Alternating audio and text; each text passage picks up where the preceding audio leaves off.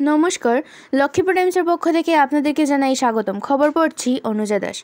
প্রত্যেক বছরের মতো এবারও আগামী 25শে বৈশাখ অর্থাৎ শুক্রবার বিশ্বকবি রবীন্দ্রনাথ ঠাকুরের 165তম জন্মজয়ন্তী পালন করা হবে।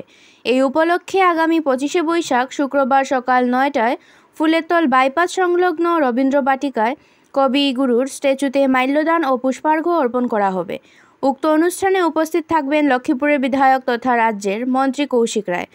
উক্ত মাল্যদান ও পুষ্পার্ঘ্য অর্পণ অনুষ্ঠানে লক্ষ্মীপুর সমজেলার বিভিন্ন সংগঠন, ক্লাব, ছাত্রছাত্রী সহ জনগণকে উপস্থিত থাকার জন্য বরাক উপত্যকা বঙ্গ সাহিত্য ও সংস্কৃতি সম্মেলন লক্ষ্মীপুর আঞ্চলিক সমিতির পক্ষ থেকে আমন্ত্রণ জানানো হয়েছে। নমস্কার।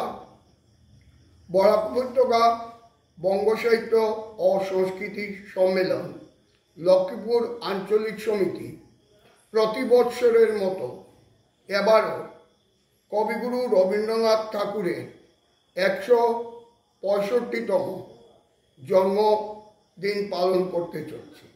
এই উপলক্ষে আগামী 25শে বৈশাখ 1432 বাংলা 9 মে 2025 ইংরেজি শুক্রবার সকাল 9টায় রবীন্দ্রনাথের মর্মর মূর্তিতে অর্থাৎ রবীন্দ্র বাটিকাতে ফুলেরতলে রবীন্দ্রনাথ ঠাকুরের প্রতি শ্রদ্ধা, মাল্যদান ও পুষ্পাঞ্জলি অর্পণ করা হবে। অত্যন্ত ব্যস্ততার মধ্যেও আমাদের বিধায়ক তথা আসাম সরকারের মাননীয় মন্ত্রী কৌশিক রায় মহাশয় উপস্থিত থাকবেন।